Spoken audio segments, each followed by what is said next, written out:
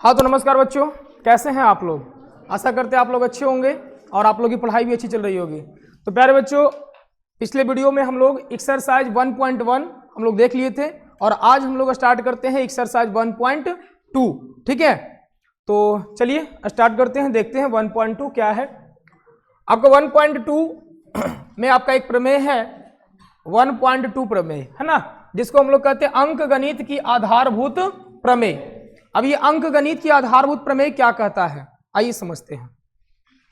हालांकि आपको ये एग्जाम में नहीं पूछा जाता है ना, बस केवल आपको ये समझने के लिए है कि आखिर ये प्रमेय कहता क्या है। प्रमेय कहता है कि प्रत्येक भाज्य संख्या को, भाज्य संख्या किसे कहते हैं, तो वैसी संख्या जिसका 3 या 3 से अधिक गुणनखंड होता है उसे क्या कहते हैं, भाज्य संख्या कहते हैं। प्रत्येक भाज्य संख्या को अभाज्य संख्याओं के एक गुणनफल के रूप में व्यक्त किया जा सकता है। भाज्य संख्या को, प्रत्येक भाज्य संख्या को, जितनी भी भाज्य संख्याएं हैं उसको हम अभाज्य संख्याओं के एक गुणनफल के रूप में व्यक्त किया जा सकता है तथा यह गुणनफल अभाज्य गुणनखंडों के आने वाले क्रम के बिना अद्वितीय है। कहता है यह जो अभाज्य गुणनखंड है, यह अभाज्य गुणनखंडों के आने वाले क्रम के बिना क्या है, अद्वितीय है। क्रम के बिना क्या है, अद्वितीय। अद्वितीय का मतलब उसके जैसा और कोई नहीं है, उसके जैसा और कोई। जैसे हम यहां पर एक एग्जाम्पल देखते हैं, एग्जाम्पल ले लेते हैं हम 140 का। 140 का हम अभाज्य गुणनखंड, 140 कैसी संख्या, भाज्य संख्या की अभाज्य संख्या, 140 कैसी संख्या है, भाज्य संख्या है। 140 का यदि आप अभाज्य गुणनखंड निकालते हैं, 2 से लगेगा कितना बार में, 70 बार में, 2 से लगेगा कितना बार में, 35 बार में। अब ये कटेगा 5 से, 5 सतह कितना, 35।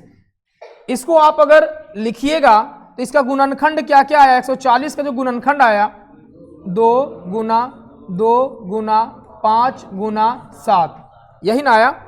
यहां पर कहा है कि यह जो गुणनखंड होता है अभाज्य गुणनखंडों के आने वाले क्रम के बिना, अभाज्य गुणनखंडों के आने वाले क्रम के बिना यह जो होता है अद्वितीय होता, मतलब इसके जैसा और कोई दूसरा नहीं होता है। तो जैसे हम इसको लिख सकते हैं, 2 देखिए कितनी बार है, 2 बार है, 2 बार है। यही कहा अभाज्य गुणनखंडों के आने वाले क्रम, इस क्रम को अगर आप ऐसे लिख दीजिए तो 2 केवल 2 ही ना है, 2 बार था, हम इसको ऐसे लिख सकते हैं। उसके बाद आपका बच्चा कितना, 5, और उसके बाद बच्चा क्या, 7। बताइए तो 5 के जैसा और कोई है इसमें, 7 के जैसा और कोई है इसमें, 2 के जैसा इसमें और कोई है नहीं। 2 था, 2 को हम पावर में चढ़ा सकते हैं, तो 2 अद्वितीय है, 5 अद्वितीय है, 7 अद्वितीय है। क्या इसमें कोई इसके जैसा और कोई आ सकता है, नहीं आएगा। 5 अगर 2 बार आएगा तो उसको स्क्वायर में चढ़ा देंगे, 3 बार आएगा 3 चढ़ा देंगे। तो ये जो है आपका अद्वितीय आता है। इसके क्रम को आप अगर ऐसे लिख दें, मान लीजिए कि क्रम को अगर हम पलट दें ऐसे करके, क्या हमको कोई दिक्कत, मान में क्या कोई परिवर्तन आ जाएगा, क्या इसके मान में कोई परिवर्तन, क्या इसको मल्टीप्लाई करके 140 नहीं लाया जा सकता है, आ जाएगा ना। तो इसमें आपको जब इसको आप बदल देते हैं, क्रम विनिमय का गुण आप इसमें लगा देते हैं, तो क्रम से बदलने पर इसमें किसी प्रकार का परिवर्तन नहीं होता है। बात समझ गए। तो यही आपका जो है ये प्रमेय 1.2 कहता है, इसमें किसी को दिक्कत नहीं, दिक्कत। आइए आगे बढ़ते हैं। आगे कहता है संख्याओं 4 पे पावर n पर विचार कीजिए। यहां जहां n एक कैसी संख्या है, n एक प्राकृत संख्या है, 4 पर पावर n दिया गया है और n एक प्राकृत संख्या है। तो आपसे कहता है कि जांच कीजिए कि क्या n का कोई ऐसा मान है जिसके लिए 4 पे पावर n अंक जो है 0 पर समाप्त होता है। 4 पर पावर n का जो मान है वो कहां पर समाप्त होता है, 0 पर समाप्त होता है। ठीक है, अब ध्यान दीजिएगा, आपको यहां पर ज्ञात ये होगा या ज्ञात नहीं भी होगा तो आप यहां पे ज्ञात कर लीजिए। किसी भी संख्या पे अगर कुछ भी पूर्णांक संख्या दिया जाए, 0 कब होगा, यदि जो संख्या दिया गया, जैसे 4 दिया गया है, 4 पे पावर कितना है, n है, 4 पे पावर n है, तो 4 पे पावर n है। यदि आप 4 पे पावर यहां पे आप 1 रखिएगा तो कितना आएगा, 4। n आपका क्या कहा है, n एक प्राकृत संख्या है, तो 4 पे पावर n लेंगे, n का मान अगर हम 1 2 3 4 5 6 इस प्रकार से रखते हैं तो 4 पे पावर 1 रखेंगे तो क्या होगा, 1 होगा, 4 हो जाएगा। इसी प्रकार से अगर 4 पे पावर 2 रखेंगे कितना हो जाएगा, 16। 4 पे पावर 3 रखेंगे कितना हो जाएगा, 64। मतलब इस प्रकार से आप 4 पे पावर 4, 4 पे पावर 5 रखिएगा, क्या कभी भी आपका शून्य पर समाप्त होगा? क्या कभी इकाई स्थान पर शून्य आएगा? नहीं आएगा। यानी कि अगर आपको शून्य प्राप्त करना है, शून्य प्राप्त करना है तो उस संख्या का गुणनखंड में, उस संख्या के गुणनखंड में 2 और 5 दोनों होना चाहिए। 2 और 5 क्या होना चाहिए, दोनों होना चाहिए। अगर आप 2 और 5 दोनों अगर किसी भी संख्या के गुणनखंड में शामिल है तो 5 दूनी का कितना होता है, 10। 5 दूनी का 2 और 5 दोनों यदि उस गुणनखंड में शामिल है तो हम कह सकते हैं कि उसके पर पावर यदि n है और n प्राकृत संख्या है तो हम कह सकते हैं कि इसका इकाई स्थान शून्य पर समाप्त हो सकता है, शून्य पर समाप्त हो सकता है। लेकिन अगर किसी भी संख्या के गुणनखंड में 2 या 5 नहीं है तो उस संख्या का जो पावर आप करिएगा, जहां पे n एक प्राकृत संख्या होगा, हम वहां कहेंगे कि n जो है प्राकृत संख्या है, लेकिन इसका शून्य पर ये जो वर्ग करेंगे, इसका जांच करेंगे तो उसको शून्य पर समाप्त नहीं होगा। तो हम यहां पर कैसे लिखेंगे इसको, जैसे आप 4 पे पावर n को आप क्या लिख सकते हैं, 4 पे पावर n को, 4 पे पावर n को आप ऐसे लिख सकते हैं 2 इंटू 2 पर पावर कितना, n, 2 इंटू 2 पर पावर n। तो यहां लिखेंगे कि हम जानते हैं कि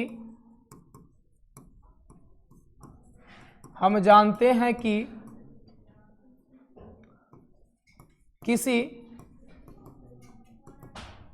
संख्या के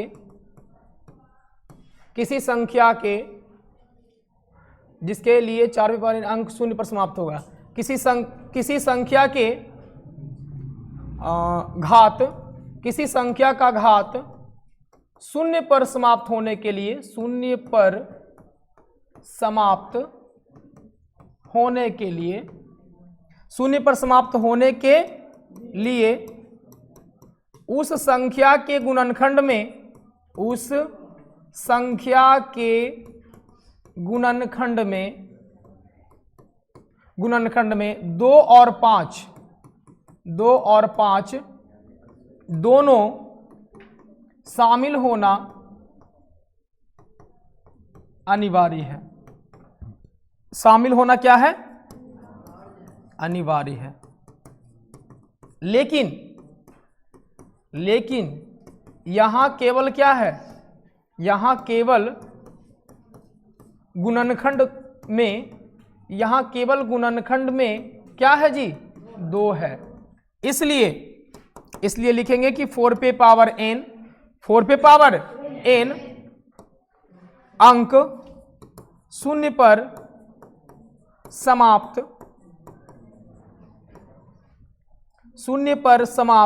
नहीं होगा, शून्य पर समाप्त नहीं होगा। शून्य पर समाप्त होने के लिए जिस संख्या पे पावर दिया रहे उस संख्या के गुणनखंड में 2 और 5 का शामिल होना आवश्यक है। बाकी और भी कोई संख्या हो गुणनखंड में, उससे कोई फर्क नहीं पड़ता, 2 और 5 होना आवश्यक है। अगर 2 और 5 उसके गुणनखंड में मिल रहा है, मतलब उसका पावर अगर कुछ किया जाए, उसके घात अगर किया जाए, जहां n एक प्राकृत संख्या हो तो वो शून्य पर समाप्त होगा, शून्य पर समाप्त होगा। लेकिन उसमें 2 और 5 नहीं है तो वो शून्य पर समाप्त नहीं हो सकता है, कोई दिक्कत नहीं। तो चलिए, ये जो है आपका उदाहरण नंबर 5 था। अब आते हैं उदाहरण नंबर 6 पर। अगला क्वेश्चन देखते हैं क्या कहता है। एग्जाम्पल नंबर 6 पर आते हैं। संख्याओं 6, 20 के अभाज्य गुणनखंड विधि से HCF और क्या ज्ञात करिए, LCM ज्ञात करिए। अभाज्य गुणनखंड विधि से आपको HCF और क्या ज्ञात करना है, LCM ज्ञात करना है। तो अभाज्य गुणनखंड विधि, अभाज्य गुणनखंड देखिए कैसे निकालते हैं। हम 6 का यहां पे अभाज्य गुणनखंड निकालेंगे और उसके बाद 20 का भी हम अभाज्य गुणनखंड निकालेंगे। 2 से 2 तिया कितना हो जाएगा, 6। अब तो ये आगे लगेगा नहीं, 3 से आप एक बार लगाइएगा, एक तो हर एक संख्या को काट सकता है, तो उससे लगाएं या ना लगाएं कोई फर्क। 20 को काटना है, 2 से 2 दहे का 2 पचे का 10। अब आगे और लगेगा, 5 से लगाइएगा, एक बार में लगेगा, कोई फर्क पड़ेगा अब इसके गुणनखंड को लिख दीजिए। 6 का जो अभाज्य गुणनखंड है वो 2 है और क्या है 3 है। 20 के अभाज्य गुणनखंड को लिख दीजिए, आपका 2 है गुना 2 गुना 5। अब आपको ज्ञात करना है HCF और ज्ञात करना है आपको LCM। HCF और क्या ज्ञात करना है, HCF और LCM ज्ञात करने के लिए आपको ध्यान देने की बात है, यदि आप अभाज्य गुणनखंड निकाले, उस अभाज्य गुणनखंड में जो दोनों में शामिल है, जो कॉमन चीजें हैं, कॉमन अंक है, जैसे आप देख रहे हैं कि दोनों में ये 2 आपको मैच कर रहा है, मिल रहा है ना। और देखिए यहां पे 3 है, इधर 3 है, इसमें 5 है, इसमें 5 है, इसमें 2 है और इसमें 2 है। जो दोनों में कॉमन हो, जो दोनों में क्या हो, कॉमन हो, जो चीजें कॉमन होती है उसी को केवल लिया जाता है और वो हमारा क्या कहलाता है, HCF। तो हमारा 2 कॉमन हो रहा है तो यहां पर हम क्या लिख देंगे, 2। हमारा HCF कितना हो गया, 2 हो गया। अब LCM की बात करते हैं। LCM में क्या हो जाएगा, यहां पे आपका 3 है, ये 2 है, ये 5 है, ये मैच नहीं कर रहा है। तो LCM में जो मिल जाए उसको भी लेना है, जो नहीं मिले उसको भी लेना है। तो यहां से आपका ये मैच कर गया तो यहां पर 2 लिखेंगे, बाकी इसको लिख दीजिए 3 गुना 2 गुना 5। आपका मल्टीप्लाई कीजिए तो आ जाएगा 5 दूनी का 10, 10 तिया 30 और 30 दूनी का, यानी कि आपका LCM आ गया कितना, 60 आ गया। इसी को आप घात के रूप में कैसे जानिएगा, इसको आप घात के रूप में भी लिख सकते हैं। देखिए ध्यान से, इसको लिखेंगे 2 गुना 3, चूंकि 2 तो एक ही बार है ना, 2 एक ही बार है तो 2 के पावर 1 लिखेंगे, वो 2 ही रहेगा। यहां पर 2 देखिए कितनी बार है, 2 बार है, आप 2 के पावर 2 लिख सकते हैं, अगुना गुना 5 लिख सकते हैं। गुना क्या लिखेंगे, 2 बार था, हम 2 पे पावर कितना लिख दिए, 2, और गुना में क्या कर दिए, 5। पावर में अगर दिया रहे तो आप उसको कैसे HCF और LCM ज्ञात करिएगा। तो आप देख रहे हैं यहां पे 2 है, यहां भी 2 है, यहां पे 2 पे पावर कितना है, 1। HCF यदि निकालना हो और संख्या का गुणनफल जो है वो पावर में दिया रहे, घात में दिया रहे, क्या करेंगे, सबसे कम घात वाला, दोनों में कॉमन होना चाहिए, दोनों में क्या होना चाहिए, कॉमन, उसको देखेंगे। दोनों में कॉमन और सबसे कम घात वाला को हम यहां पर HCF लेते हैं। तो इसमें देखिए 2 और 2 दोनों में मैच कर रहा है ना, और इस पर पावर 2 है, इस पर पावर कितना है, 1। तो कम घात वाला को आपको ले लेना है, तो 2 पे पावर 1 घात वाला को ले लेंगे, ठीक है। अब बाकी ये तो मैच कर ही नहीं रहा है, मैच नहीं करा तो उसको नहीं लेना है। तो 2 हम यहां पे ले लिए, हमारा HCF कितना हो गया, 2 हो गया। LCM में क्या करते हैं, जो मैच करे उसका अधिकतम घात ले लेना है। तो 2 यहां भी मैच कर रहा है, 2 यहां भी मैच कर रहा है ना। तो 2 का अधिकतम घात कितना है, 2 पे पावर 2, तो 2 पे पावर 2 ले लेंगे, तो 2 हमारा देखिए यहां पे आ जाएगा, 2 पे पावर कितना, 2, अधिकतम घात हो गया। उसके बाद जो नहीं मैच कर रहा उसको भी लेना है, 3 और 5, तो यहां से हो जाएगा 3 गुना कितना, 5। तो आपका 2 का स्क्वायर 4 गुना 3 गुना 5, 5 तिया 15, 15 चौके कितना, 60। देखिए तो सेम आंसर आया कि नहीं आया, 2 यहां भी था, 2 यहां भी था, इसको भी आप 2 के स्क्वायर कर सकते हैं, तो वही चीज हुआ। अगर पावर में दिया रहे तो आप इसको इस प्रकार से क्या कर सकते हैं, लिख सकते हैं, बन जाएगा। समझ में आ गया। आइए इसमें एक चीज और हम समझते हैं, इसमें एक चीज हम लोग को समझना क्या है, और चीजें समझनी है।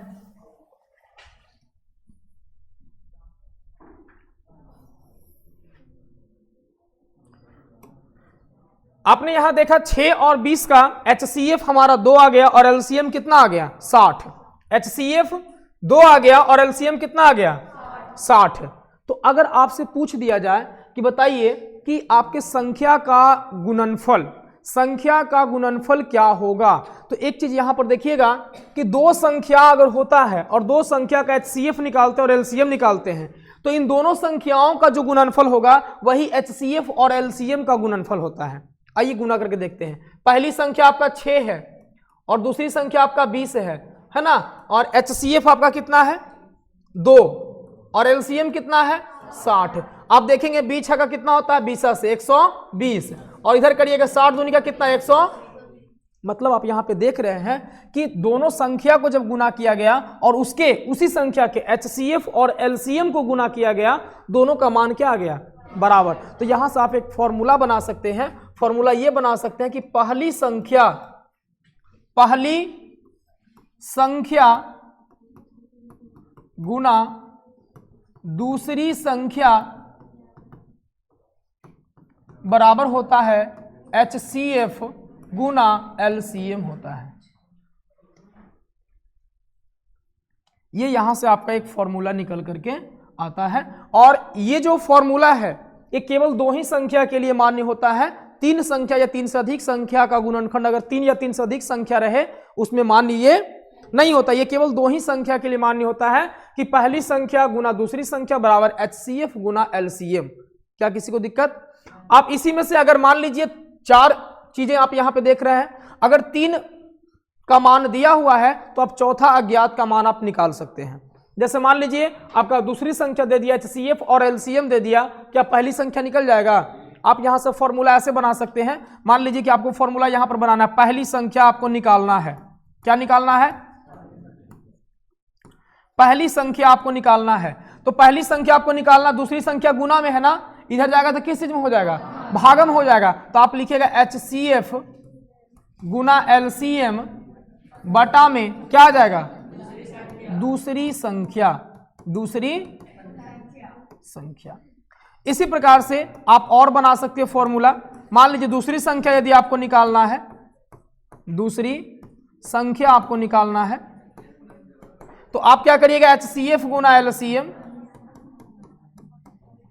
और बटा में क्या हो जाएगा? पहली संख्या हो जाएगा। क्योंकि दूसरी संख्या निकालना है तो पहली संख्या उधर भागा में चला जाएगा, हो जाएगा पहली संख्या।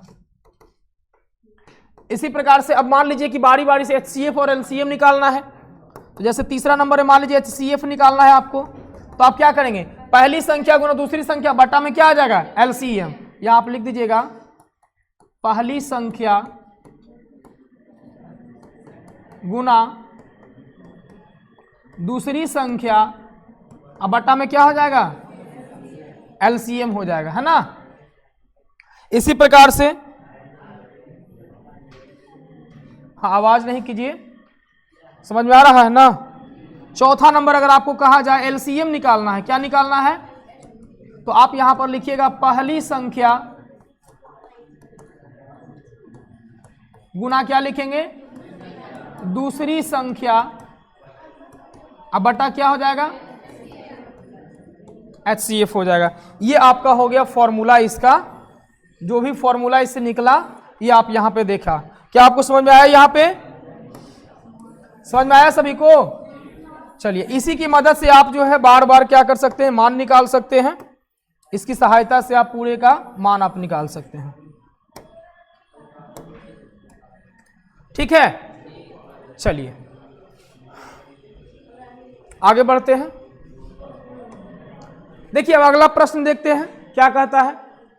उदाहरण नंबर 7, अभाज्य गुणनखंड विधि द्वारा 96 और कितना 404, 96 और 404 का HCF ज्ञात कीजिए और फिर इनका LCM ज्ञात कीजिए। पहले HCF ज्ञात करिए और फिर क्या ज्ञात करिए? LCM ज्ञात करिए। तो LCM वो हमको कह रहा है फॉर्मूला से ज्ञात करने के लिए। जो अभी फॉर्मूला हमने देखा उस फॉर्मूला से हमको LCM ज्ञात करने के लिए कहा जा रहा है। तो आइए सबसे पहले हम इस 96 और 404 का हम HCF ज्ञात करते हैं। ठीक है, किसी को दिक्कत नहीं? आइए करते हैं। तो सबसे पहले हम 96 का अभाज्य गुणनखंड लिखेंगे और उसके बाद हम 404 का भी लिखेंगे। 96 का इकाई स्थान पर 2 है। विभाज्यता का नियम तो याद है ना सभी को? बिना विभाज्यता के नियम को आप यहां पे नहीं भाग लगा सकते हैं। इकाई स्थान पर 6 है, मतलब 2 से ये डिवाइड हो जाएगा। 2 से आप लगाइएगा, 2 चौके 8, 2 अठी 16, 2 से ये लगेगा 24 दूनी का 48, फिर 2 से लगेगा 12 दूनी का 24, 2 छक्का 12, 2 तिया कट गया। यहां भी 2 से लगेगा, 2 से 2 दूनी 4, 0, 2 दूनी का 4, फिर 2 से लगेगा 2 एकम 1, 0, 1। अब लगेगा ये, अब भाग नहीं लगेगा। आप इसके गुणनखंड को यहां पे जमा कीजिए। आइए जमा करते हैं। 96 का गुणनखंड है 1, 2, 3, 4, 5। 2 पे पावर 5 लिख दें? किसी को दिक्कत है? नहीं ना? कोई बोलेगा? 404, 404 का गुणनखंड लिखेंगे, 2 के पावर 2 लिख दें, अगुना 101। किसी को आपत्ति? अब हमको यहां से ज्ञात करना है, सबसे पहले HCF ज्ञात करना है। क्या ज्ञात करना है? आइए HCF लिख देते हैं। हम यहां से HCF भी ज्ञात कर सकते हैं, LCM भी निकाल सकते हैं, लेकिन हमको केवल कहा है HCF ज्ञात कीजिए और फिर इसका LCM ज्ञात कीजिए। तो फिर LCM ज्ञात कीजिए मतलब इस विधि से नहीं, वो फॉर्मूला से आप निकाल के बताइए। तो HCF निकालने के लिए आपको हमने अभी बताया, अभी हमने आपको समझाया कि सबसे पहले आपको देखना है दोनों में कॉमन क्या है। दोनों में कॉमन क्या है, इसमें देख रहे हैं 2 है, इसमें भी 2 है, यहां पे 3 है, यहां नहीं है, यहां 101 है, यहां नहीं है। जो दोनों में शामिल है उसको आपको लेना है। दोनों में शामिल है 2 2, और सबसे कम घात किसको है, 2 के पावर 2। कुछ नहीं फिर देखना है, दोनों में जो कॉमन है सबसे कम घात वाला को ले लीजिए, 2 के पावर 2 हो जाएगा, यानी आपका आंसर आ जाएगा कितना, आपका HCF आ गया 4। अब आप देख रहे हैं पहली संख्या 96 है, दूसरी संख्या 404 है, और आपका HCF कितना है, तो LCM निकल जाएगा। आइए अभी हमने फॉर्मूला आपको बताया, पहली संख्या गुना दूसरी संख्या बराबर HCF गुना, अभी आपने पढ़ा ना इस चीज को, तो इसी के सहारे से आपको बना देना है। तो आपको निकालना LCM, तो अभी आपको LCM बराबर फॉर्मूला हम अभी बताए थे, क्या होता है, इसी पर निकलता है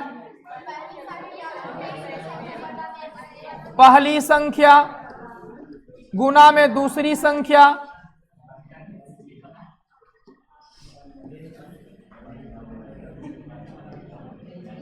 चलिए देखिए, पहली संख्या गुना में और बटा में क्या हो जाएगा,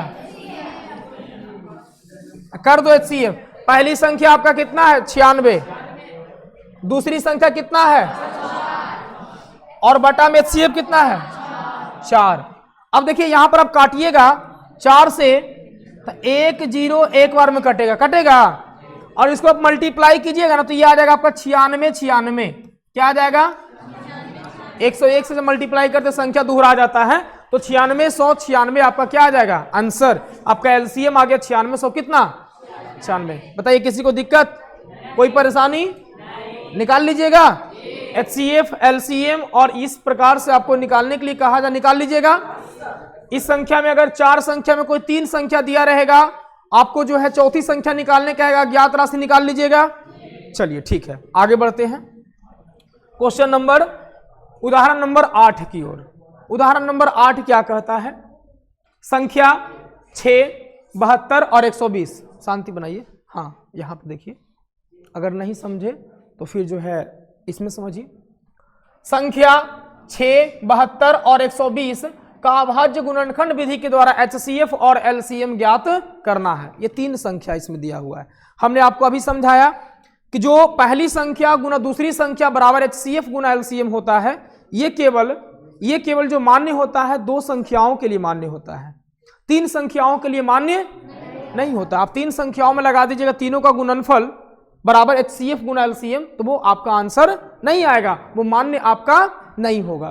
तो आइए यहां पे चलते हैं, 6 का आप अभाज्य गुणनखंड निकालेंगे, 72 का आप अभाज्य गुणनखंड निकालेंगे, और उसके बाद 120 का आप अभाज्य गुणनखंड निकालेंगे। तो आप यहां पर लगाएंगे 2 तिया कितना, यहां लगाएंगे 2 से 36 दूनी, 2 से 18 दूनी, 2 से 2 नमा, और 3 तिया, और लगेगा 3 से लगेगा एक बार में, क्या लगाएंगे 2 से 60 दूनी का, 2 से 30 दूनी का, 2 से 15 दूनी का, अब 3 से लगेगा ना, 3 पचे, और लगेगा नहीं लगेगा। अब हम बताए इसके सभी गुणनखंडों को लिख देना है। क्या करना है, सभी गुणनखंडों को लिख देना है। 6 लिखेंगे, 72 है, 120 है। 6 को आप लिखेंगे 2 × 3, 72 को आप लिखेंगे, देखिए 1 2 3, 3 गुना है 2, तो 2 के पावर 3 लिख सकते हैं, गुना 3 2 गो है तो 3 के पावर आप 2 लिख सकते हैं। यहां 2 3 हुआ, 2 के पावर 3 लिखिएगा, और आपका 3 गुना 5 हो जाएगा। कोई दिक्कत, यहां से आपको HCF निकालना है। HCF आप लिखिएगा प्रभु, तो HCF क्या हो जाएगा, देखिए सबसे कम घात को आपको लेना है। 2 इसमें भी है, 2 इसमें भी है, 2 इसमें भी है, तीनों में 2 है, 2 का सबसे कम घात माथा पर के कर बोझा सबसे कम है, तो 2 की पावर 1 है, हम 2 की पावर 1 यानी कि 2 ले लेते हैं। ठीक है, उसके बाद गुना, चूंकि 3 भी देखिए सभी में है, तीनों में क्या है 3, तो तीनों में 3 है, इसके पावर भी 1 है, इसके पावर भी 1 है, सबसे कम घात और लेना है, सबसे कम घात 3 की पावर 1 है, तो आप यहां पे 3 लिखेंगे, 3 दूनी का कितना हो जाएगा, ये आपका हो गया HCF। एलसीएम की यदि बात करते हैं, एलसीएम की यदि आप बात करते हैं, तो एलसीएम में आपको बताया जो सब में मिले उसका सबसे मैक्सिमम घात लिखना है।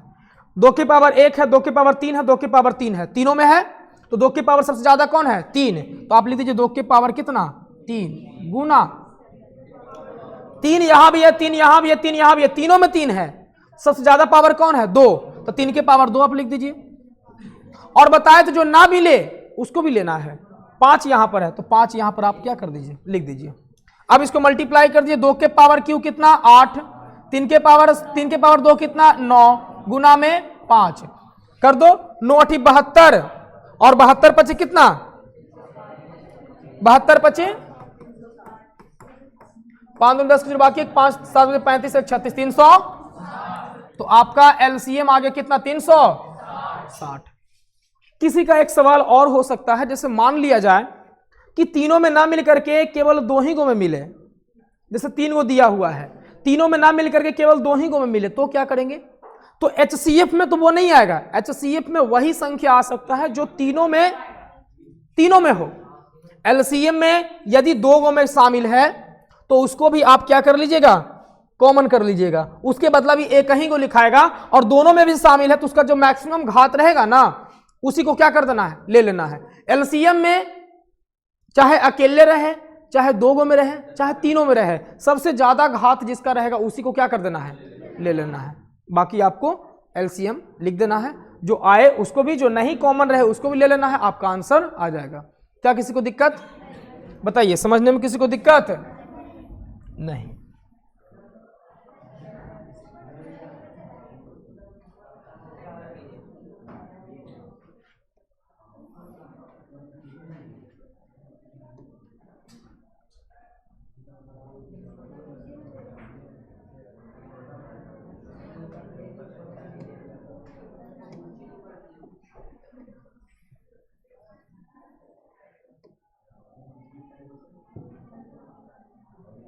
चलिए ठीक है ना, सब बकलोल है, हिलता डुलता है, कोई ज्ञान नहीं सिखाया है इसका मम्मी पापा। चलिए आगे बढ़ते हैं, ये हो गया ना, अगले क्वेश्चन की ओर बढ़ते हैं। अगला क्वेश्चन क्या कहता है, अगला है एक्सरसाइज 1.2। अब हम प्रश्नावली पर चलते हैं। प्रश्नावली क्या कहता है, निम्नलिखित संख्याओं को अभाज्य गुणनखंडों के गुणनफल के रूप में व्यक्त कीजिए। अभाज्य गुणनखंडों के गुणनफल के रूप में व्यक्त करना है, ठीक है। अभाज्य गुणनखंड सबको करने आता है, अभी हम लोग देख रहे थे अभाज्य गुणनखंड ही देख रहे थे। आइए 140 का करते हैं, एक आगो बताते हैं, बाकी आप लोग स्वयं कर सकते हैं। 140 का यदि हम करें अभाज्य गुणनखंड, तो आप यहां पर देखेंगे 2 से लेकर कितना बार में 70 दूनी 140, 2 से रहेगा 35 दूनी का, हाँ सॉरी 5 से लगेगा 5 सते, क्या और लगेगा, इसका अभाज्य गुणनखंड 140 का क्या आ जाएगा, यहां पे आप लिख सकते हैं 2 के पावर कितना 2, और गुना 5 गुना क्या, यही आपका अभाज्य गुणनखंड हो गया। कोई दिक्कत? इसी प्रकार से आप मान लीजिए 156 का कर लीजिएगा, 3825 का कर लीजिएगा, 5005 का कर लीजिएगा, 7429 का कर लीजिएगा, हो जाएगा। जिससे कटते जाएगा आप उसको काट दीजिएगा, अभाज्य गुणनखंड आपको निकाल लेना है। क्लियर है? आइए नेक्स्ट क्वेश्चन देखते हैं। क्वेश्चन नंबर 2 ध्यान दीजिएगा। पूर्णांकों के निम्नलिखित युग्मों के HCF और LCM ज्ञात कीजिए तथा इसकी जांच कीजिए कि 2 संख्याओं का गुणनफल बराबर HCF गुना LCM होता है। अभी हमने फॉर्मूला देखा था कि पहली संख्या गुना दूसरी संख्या, या बोल सकते 2 संख्याओं का गुणनफल, 2 संख्या है, एक पहली संख्या एक दूसरी संख्या, बराबर HCF गुना क्या होता है LCM। तो आइए उसको कहता है जांच करिए, पहले आप निकालिए HCF और LCM, उसके बाद क्या करिए जांच करिए। तो आइए पहले निकालते हैं 26 और 91 का। तो 26 और कितना का 91 का, 2 से लगेगा 13 दूनी का और कटेगा, ये लगेगा आपका 7 से 13 सते और कटेगा, नहीं कटेगा, अब नहीं कटेगा। तो 26 का आप यहां पर लिखेंगे अभाज्य गुणनखंड तो आएगा 2 इंटू कितना 3, और 91 का आप अगर लिखिएगा 13 आएगा, 2 इंटू 13, और 91 का लिखिएगा 7 गुना क्या आएगा, कोई दिक्कत? आपको लिखना था HCF और आपको लिखना था LCM, यही ना लिखना है। HCF में आपको पता ही है कि जो दोनों में कॉमन हो जाए, तो देखिए तो ये कॉमन है, बताइए 2 ऊपर है नीचे है 2, नीचे 7 है ऊपर 7 है, नहीं है, तो हमारा HCF क्या हो जाएगा। और LCM की बात करते हैं तो 13 तो होगा ही, बाकी 2 और 7 दोनों हो जाएगा, निकालिए। 13 7 91 और 91 दूनी का 182, 90 दूनी 180, 91 दूनी का 182, ये आपका हो गया LCM और ये आपका हो गया HCF। अब कहता है जांच करिए, आइए जांच करते हैं, क्या करते हैं, चेक करते हैं, जांच करते हैं। कहता है कि दो संख्याओं का गुणनफल, दो संख्याओं का गुणनफल, दो संख्याओं का गुणनफल बराबर HCF गुना क्या होता है, LCM होता है। ठीक है, इसको आपको जांच करना है। तो पहली संख्या, दो संख्या इसमें क्या क्या है, पहली संख्या आपका 26 है, और दूसरी संख्या कितना है 91, बराबर HCF कितना आया 13 और गुना 182। अब इन दोनों को आपको मल्टीप्लाई कर लेना है इधर और इधर, और देखिए अगर दोनों बराबर आ जाता है तो आपका बनाया हुआ प्रश्न क्या है, सही है। ठीक है, तो 26 और 91 का हम यहां पे मल्टीप्लाई करते हैं, 1 से मल्टीप्लाई करेंगे तो 6 2 26 हो जाएगा, 9 6 54 के 4 बाकी 5 और 9 18 18 5 कितना 23, 6 6 3 2 2366 आपका आ गया आंसर, 2300 बराबर। इधर करते हैं अब 182 और 13 में करते हैं, 3 दूनी का 6 8 ये 24 के 4 बाकी 2 और 3 एकम 3 2 5, 1 से लग जाएगा 182 बार में 2 8 1 लग जाएगा 6 4 2 6 8 5 13 3 बाकी 1 और 3 है कितना 4, गड़बड़ हो गया जी, सॉरी 2 होगा 8 5 13 3 बाकी 1 1 है कितना 2, 2300 कितना आ गया 66, यहां भी 2300 आ गया 66। इसका मतलब है कि दोनों और बराबर आ गया 2366, दोनों और बराबर, LHS बराबर क्या आ गया, इसका मतलब है कि आपका ये क्या है, सही है, जांच आपका सही है, प्रश्न आपका सही है, फॉर्मूला भी आपका क्या है, सही है। बताइए किसी को दिक्कत, नहीं दिक्कत। आइए नेक्स्ट प्रश्न की ओर देखते हैं। हाँ, इसमें भी और प्रश्न है ना, देखिए ध्यान से, इसमें आपका प्रश्न है, हाँ 1 मिनट देखिए, दूसरा नंबर प्रश्न है 510 और 92। इसी प्रकार से आपको HCF और LCM निकालना है, और सेम प्रकार से आपको क्या कर देना है, जांच कर देना है। वैसे ही 336 और 54 का है, HCF और LCM निकालना है और आपको क्या कर देना है, क्या कोई दिक्कत नहीं। नेक्स्ट, अभाज्य गुणनखंड विधि से, अभाज्य गुणनखंड विधि के द्वारा निम्नलिखित पूर्णांकों के HCF और क्या ज्ञात करना है, LCM ज्ञात करना है। HCF और LCM ज्ञात करना है। अभी हम आपको बताए 3 गो वाला HCF और LCM बताए, और आपको यह भी बताया कि इसमें आपको जांच संभव नहीं है। HCF बराबर यानी कि तीनों संख्या का गुणनफल बराबर आप HCF गुना LCM करिएगा तो यह जांच संभव नहीं है, वो केवल 2 ही संख्या के लिए मान्य होता है, 2 संख्या के अधिक के लिए मान्य नहीं होता है।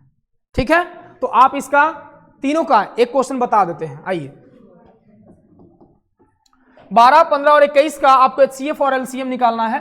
तो सबसे पहले हम 12 का अभाज्य गुणनखंड निकालेंगे, फिर 15 का अभाज्य गुणनखंड निकालेंगे, फिर 21 का अभाज्य गुणनखंड निकालेंगे। 2 से लगेगा 2 छक्का 2 तिया, 3 से लगेगा 3 पचे और 3 सते 21, और कहीं पर कुछ लगेगा।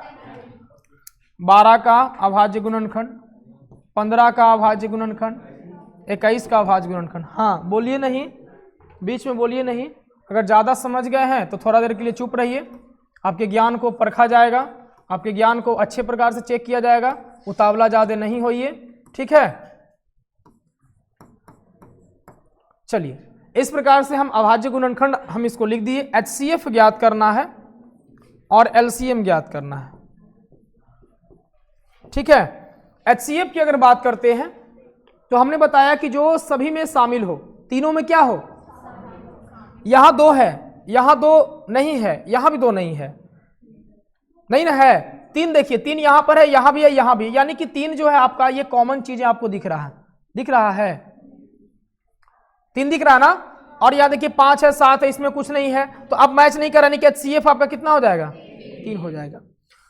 LCM की बात करते हैं, LCM की अगर बात करते हो 3 तो इसमें है, 3 को आप ले लीजिए, जो मिल गया उसको तो ले लीजिए, उसको 2 इसमें है, 5 कोई मैच नहीं कर रहा, 2 2 ले लीजिए, यहां पे 2 भी लीजिए, 2 लीजिए, फिर 5 और 7 सभी को ले लीजिए, मल्टीप्लाई कर लीजिए, 7 5 35, 35 दूनी 70, 70 दूनी 140, 140 दिया 420, ये आपका हो जाएगा आंसर। इसी प्रकार से आपको इसका और इसका तीनों प्रश्न का आपका आंसर क्या कर लेना है, निकाल लेना है, क्या हो जाएगा। चलिए आगे बढ़ जाए, ध्यान दीजिएगा। चौथा नंबर प्रश्न कहता है HCF इतना 306 और 657, 2 संख्या दिया गया है, 306 और 657 का जो HCF है वो 9 है। LCM 306 और 657 का ज्ञात करना है ना। तो आप अभी फॉर्मूला आप जाने, पहली संख्या गुना दूसरी संख्या बराबर HCF गुना LCM। तो आपको दिया गया क्या क्या है पहले आप नोट करेंगे, दिया है, क्या लिखेंगे, दिया है पहली संख्या बराबर 306, दूसरी संख्या बराबर 657, उसके बाद आपको दिया गया HCF, क्या दिया गया है, HCF यानी कि मासा जिसको बोलते हैं, कितना दिया गया है 9। तो आपको निकालना है लासा, यानी LCM आपको क्या करना है, ज्ञात करना है। आपको फॉर्मूला पता है, क्या पता है, पहली संख्या गुना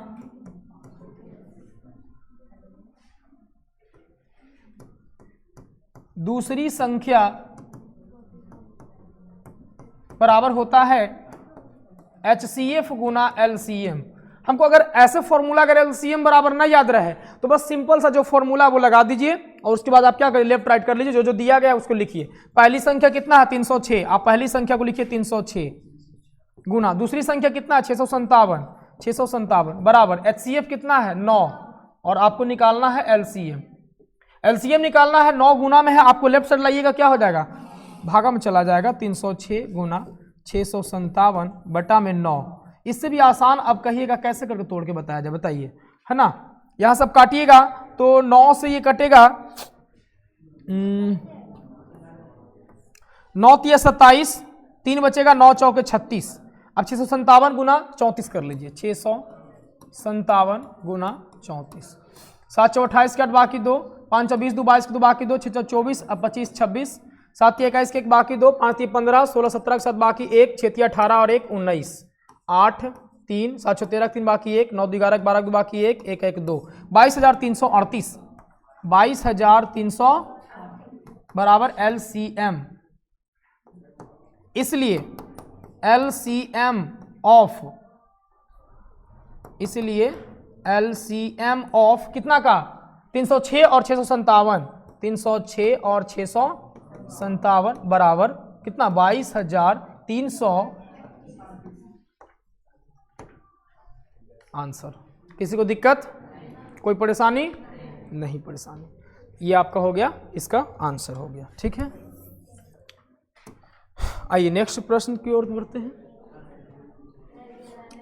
आइए 5वां नंबर और 6ठा 7वां, 3 क्वेश्चन और है ना, बहुत ही आसान सा है, आइए देख लेते हैं।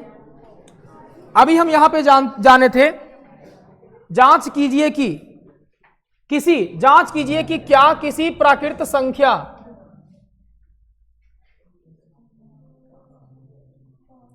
जांच कीजिए कि क्या किसी प्राकृत संख्या n के लिए संख्या 6 पे पावर n अंक शून्य पर समाप्त हो सकती है। अभी हम आपको बताए थे कि आप जो संख्या दिया गया है 6 पे पावर n दिया गया है, आप इसको ऐसे लिख सकते हैं 2 × 3 पर पावर n, 2 × 3 पर पावर। और हम यहां पर अभी आपको समझाए थे एग्जाम्पल नंबर जो था 5 या 6 में, यदि किसी संख्या के अभाज्य गुणनखंड में 2 और 5 शामिल होता है तो उसके अगर हम पावर करते हैं, जहां जो उसके घात होगा वो n प्राकृत संख्या होगी, तो उसका शून्य पर समाप्त वो हो सकता है। लेकिन इसके गुणनखंड में 2 और क्या है 3 है। लिखेंगे कि 6 के अभाज्य गुणनखंड में 6 के अभाज्य गुणनखंड में 6 के अभाज्य गुणनखंड में 5 का अभाव है। 5 का क्या है अभाव है, 5 का अभाव है। और हम जानते हैं कि किसी संख्या के अभाज्य गुणनखंड में 2 और 5 शामिल हो तो उसका घात n के लिए शून्य पर समाप्त होता है। इसलिए 6 पे पावर n अंक शून्य पर समाप्त नहीं होगा। क्या शून्य पर समाप्त होगा? नहीं होगा। क्यों नहीं होगा? क्योंकि 6 का अभाज्य गुणनखंड में केवल 2 आ रहा है, 5 आ रहा है। तो अगर 5 नहीं आ रहा है तो ये शून्य पर समाप्त नहीं होगा। अगर 5 आता, 5 के अलावा 2, 5, 3 आता, 3 भी आता, कोई दिक्कत नहीं है, शून्य पर समाप्त हो सकता था। लेकिन हमको 2 और 5 दोनों क्या होना चाहिए? दिखना चाहिए। 2 और 5 दोनों दिखना चाहिए। तो 2 और 5 अगर दोनों दिखेगा तो हम लिखेंगे उस अंक का जो घात है वो शून्य पर समाप्त होगा। बताइए किसी को दिक्कत नहीं। आइए नेक्स्ट प्रश्न देखते हैं। ये बहुत ही इंपॉर्टेंट प्रश्न है, एग्जाम्पल में हम नहीं देखे थे, इसको आइए देखते हैं। कहता है व्याख्या कीजिए, एक्सप्लेन करना आपको 7 × 11 × 13 प्लस 13 प्लस क्या है 13 और 7 × 6 × 5 × 4 × 3 × 2 × 1 × प्लस 5 भाज्य संख्याएं क्यों है भाज्य संख्या? तो भाज्य संख्या का डिफिनीशन हम तो सिंपल से यही जानते हैं, यदि किसी संख्या का अभाज्य गुणनखंड 3 या 3 से अधिक हो तो वो संख्या भाज्य संख्या कहलाती है। इसको हम कैसे दिखाएंगे? तो आइए दिखाते हैं। 7 × 11 × 13 प्लस 13। आप यहां देख रहे हैं कि एक पार्ट इधर है, एक पार्ट इधर है, 2 पार्ट में बटा हुआ है। ये कितने भाग में बटा हुआ है? 2 भागों में बटा हुआ है। एक भाग आपका इधर हो गया, एक भाग आपका इधर हो गया। बीच में प्लस का चिन्ह है। आप देख रहे हैं कि इसमें से 13 इधर भी है, 13 इधर भी है। क्या आप 13 कॉमन ले सकते हैं? इन दोनों में से अगर हम 13 को कॉमन ले लें इनटू, तो यहां बचेगा 7 × 11 और यहां पे बच जाएगा प्लस का कितना 1। प्लस का क्या बचेगा? 1 ही ना बचेगा। प्लस का क्या बचेगा? 1 बचेगा। 13 अगर हम कॉमन ले लेते तो 7 × 11 प्लस में क्या बच जाएगा 13। और इसको आप कैलकुलेशन 13 अगर कॉमन लीजिएगा तो 13 कॉमन लेने के बाद प्लस 1 ही ना बचेगा। 13 1 कम 13। अब 13 को 13 × 1 लिख सकते हैं। 13 कॉमन ले लीजिएगा तो प्लस में क्या बचेगा 1 ही तो बचेगा। आप यहां से इसको मल्टीप्लाई कीजिए, 11 × 77 और 77 में 1 जोड़िए कितना हो जाएगा 78 हो जाएगा। इसको आप लिखिएगा 13 × 78 को आप क्या लिख सकते हैं? 78 को आप क्या लिख सकते हैं? 2 × 3 × 13 लिख सकते हैं। इसको आप लिख सकते हैं 78 को 2 × 13 × 39 39 दूनी का। बताइए तो क्या ये 3 या 3 से अधिक संख्या के गुणनखंड के रूप में लिखा गया कि नहीं लिखा गया? लिखा गया ना। तो लिखेंगे, पहले इसको भी तोड़ देते हैं। आइए यहां पे कर देते हैं इसका 7 गुना 6 गुना 5 गुना 4 गुना 3 गुना 2 गुना 1 प्लस 5। देखिए ये एक पार्ट इधर हो गया, दूसरा पार्ट इधर हो गया। आप 5 को कॉमन ले लीजिए। देखिए यहाँ पे 5 है ना, 5 को अगर हम कॉमन लेंगे तो बचेगा 7 गुना 6 गुना 4 गुना 3 गुना 2 गुना 1 प्लस में बचेगा। आप इसको यहां से मल्टीप्लाई कीजिए, तो आप मल्टीप्लाई करेंगे तो 7 6 के 42, 42 42 चौके 42 चौके ऐसे करो, 3 दूनी 6 6 चौ 24 6 चौ 24 और 24 से 7 6 के 42 42 और 24 कर दो। 4 दूनी 8 4 चौ 16 2 दूनी 4 और 4 दूनी का 8 8 6 4 10 के 0 बाकी 1 8 1 9 1 10। इतना हो गया। 1008 में अगर जोड़ेंगे एक कितना 1009 हो जाएगा ना, 1009 हो जाएगा। 5 गुना 1009। अब 1009 का भाज्य गुणनखंड के रूप में लिख लीजिए। 1009 का भाज्य गुणनखंड के रूप में लिखिएगा।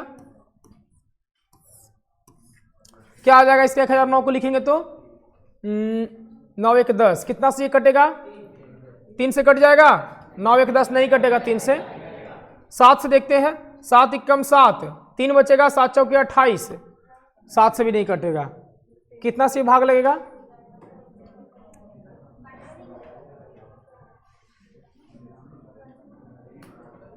13 से अगर लगाइएगा 13 5 65 13 5 65 13 6 78 13 7 91 13 7 91 99 नहीं कटेगा। 17 से लगाओ, 17 से लगाइए।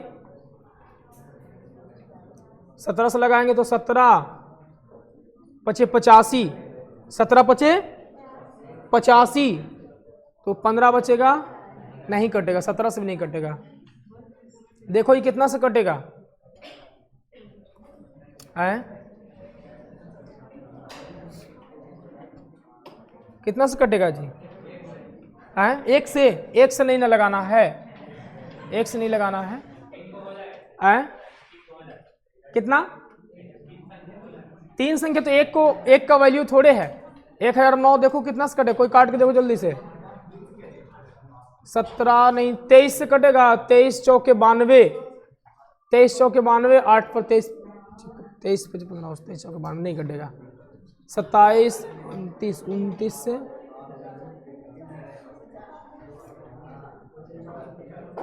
29 या 87 नहीं कटेगा। कितना से कटेगा देखो काट के जल्दी से। चलिए देखिए इसको ऐसे कर देते, ध्यान दो इधर। इसको जो है यहां से ऐसे कर देते हैं। इसको आप गुना करिएगा तो यहां से यहां कितना 1008 आया ना, 1008। अब प्लस में क्या है 1 है। आप क्या करिए 5 इंटू वो नहीं कटेगा, 1008 को ही तोड़ दीजिए। 1008 को आप तोड़िएगा तो क्या आएगा, 2 से 2 5 10 0 2 चौके 8 2 से 25 दूनी 50 2 दूनी 4 2 से 1 2 दूनी 4 2 छक्का 12 2 से आ जाएगा कितना 2 छक्का 12 2 तिया 6। सही है ना।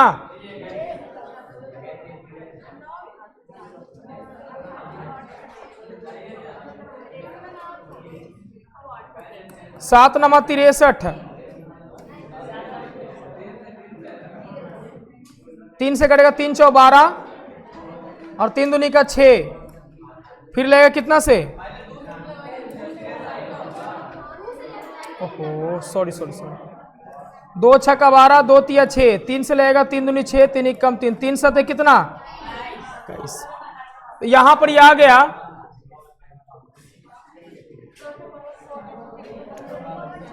2 गुना 2 गुना 2 गुना 2 गुना 3 गुना 3 गुना 7 इतना आ गया। देखो ध्यान से, ये जो संख्या आया है 1 2 3 4 2 के 4 कर देते हैं 2 गुना 7। ध्यान दो इधर, क्या ये संख्या जो आया है ये संख्या क्या 3 से अधिक है, 3 से अधिक गुणनफल है कि नहीं है, 3 से अधिक गुणनखंड है ना। 3 से अधिक गुणनखंड है मतलब हम कह सकते हैं कि संख्या कैसी संख्या है, भाज्य संख्या। तो यहां हम लिख देंगे कि दी गई संख्या का गुणनखंड, दी गई संख्या का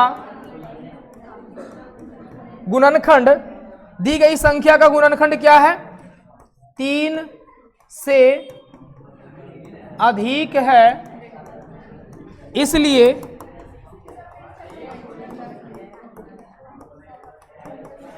दी गई संख्या एक भाज्य संख्या है। दी गई संख्या कैसी संख्या है? भाज्य संख्या है। ठीक है, इस प्रकार से हम यहां पे लिख देंगे। अरे लड़का क्या हो गया, क्या आफत आ गया? एक, अगर हम इसमें एक को ऐड करते हैं, ध्यान दो, अगर हम एक को ऐड करते हैं, एक को अगर हम इसको मान लीजिए छोड़ देते हैं, ठीक है, एक को हम क्या कर देते हैं, छोड़ देते हैं, बाकी जो मल्टीप्लीकेशन जो बचा, बाकी जो हमारा मल्टीप्लीकेशन बचा, उस मल्टीप्लीकेशन को आप यहां पे तोड़ सकते हैं, इतना टूट जाएगा। उसको तोड़ने के बाद जो है एक बच गया है, एक बच के उसको छोड़ दीजिए। ठीक है, बाकी जो संख्या आया वो संख्या को आप मल्टीप्लाई करने पर जो है 3 से अधिक गुणनखंड आ रहा है। 3 से अधिक गुणनखंड आ रहा है मतलब वो कैसी संख्या है? भाज्य संख्या को दर्शा रहा है। ठीक है, चलिए लिख दीजिए।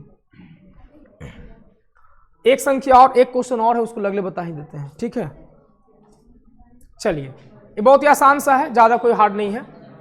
कहता किसी खेल के मैदान के चारों ओर, ध्यान दो, एक वृत्ताकार पथ है, इस मैदान के एक चक्कर लगाने में सोनिया को 18 मिनट लगते हैं, जबकि इसी मैदान का एक चक्कर लगाने में रवि को 12 मिनट लगते हैं। मान लीजिए कि वे दोनों एक ही स्थान से एक ही समय पर चलना प्रारंभ करके एक ही दिशा में चलते हैं तो कितने समय बाद पुनः प्रारंभिक स्थान से मिलेंगे?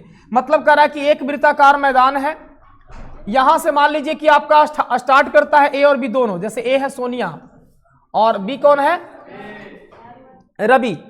रवि को यहां से एक चक्कर लगाने में 12 मिनट लगता है और सोनिया को एक चक्कर लगाने में 18 मिनट लगता है।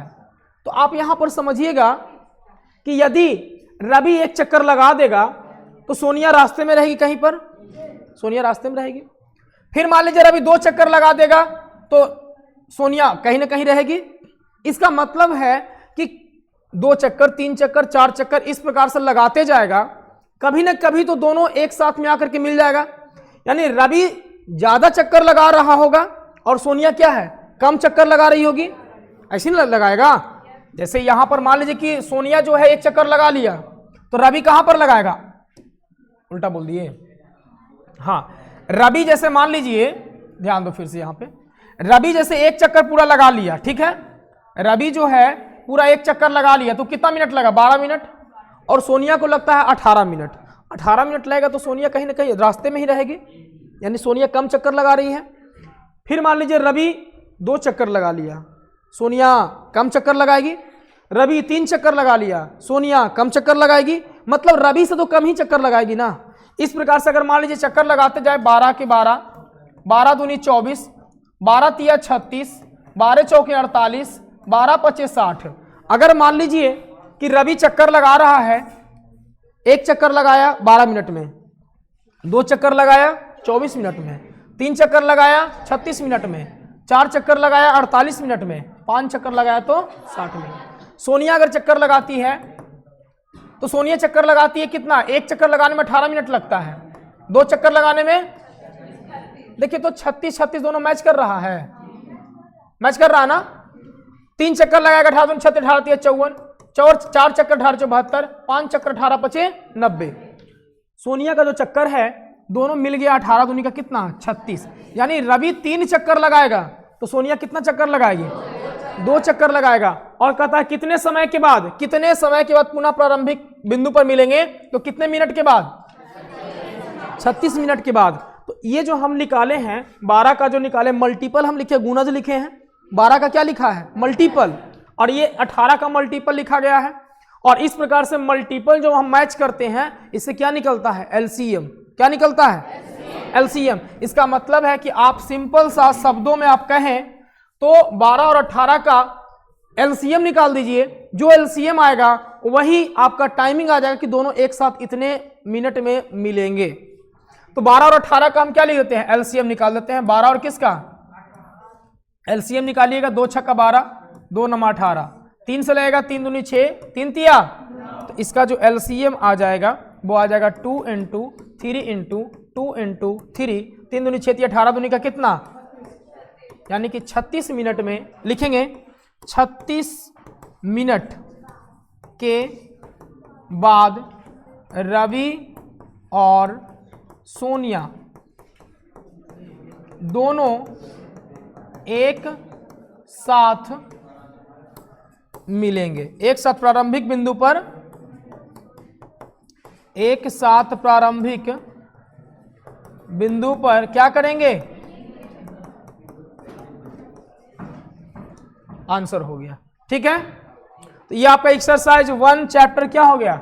समाप्त हो गया। ठीक है, चलिए तो प्यारे बच्चों, अगर आपको वीडियो अच्छा लगा हो तो आप वीडियो को जरूर लाइक करें और मिलते हैं फिर नेक्स्ट वीडियो में नेक्स्ट टॉपिक के साथ। तब तक के लिए धन्यवाद, गुड बाय।